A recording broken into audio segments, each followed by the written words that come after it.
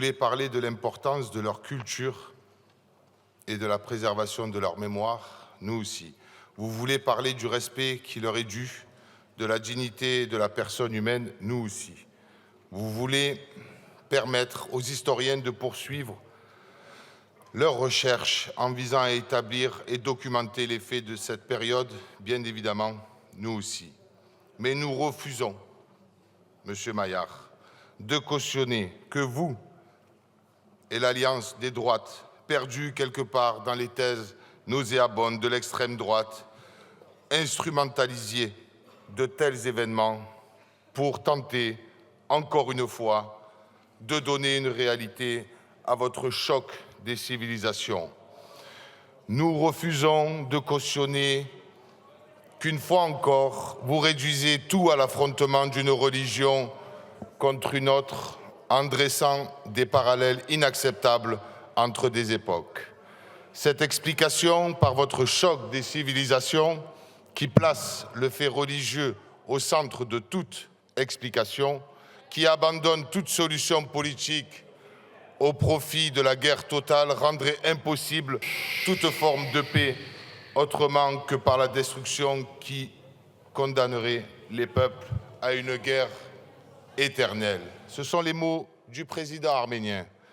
En réalité, en dehors de ces calculs de basse manœuvre, pour imposer une lecture nourrissante de votre haine des musulmans, avant 2014, aucun d'entre vous n'a alerté sur ce qu'il s'est vraiment soucié des chrétiens d'Orient. Laissez l'orateur terminer.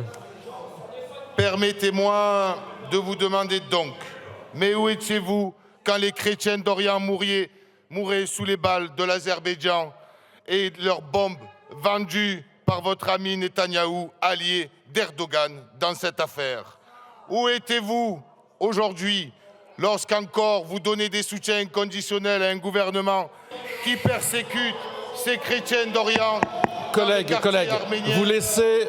Collègues, Monsieur Delogu, chers collègues, le débat s'est bien tenu. Monsieur Delogu vient terminer son propos et nous allons terminer de façon tout à fait correcte. Vous laissez Monsieur Delogu s'exprimer. Il y aura un autre intervenant après Monsieur Delogu. On termine dans le calme et dans la dignité. Puisque vous m'avez coupé, vous allez réécouter la phrase. Mais où étiez-vous lorsque vous donnez des soutiens conditionnels au gouvernement qui a persécuté les chrétiens d'Orient dans le quartier arménien de la vieille ville de Jérusalem et qui a bombardé l'église de Saint-Porphyre à Gaza? Où étiez-vous? Loin de vos fantasmes de choc. Moi, j'y étais sur place, madame. Je ne sais pas qui c'est qu'a dit vous. Je suis allé sur place, moi, à Gaza et en Arménie.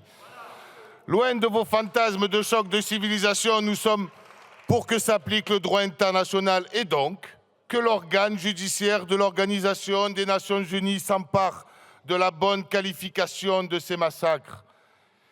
Il charrie tellement de souvenirs, de douleurs, de complexité que face à votre PPR caricaturale et politicienne, dont les associations elles-mêmes ne sont pas unanimes, nous nous abstiendrons donc, juste parce que c'est vous et parce que vous êtes dans une hypocrisie constante.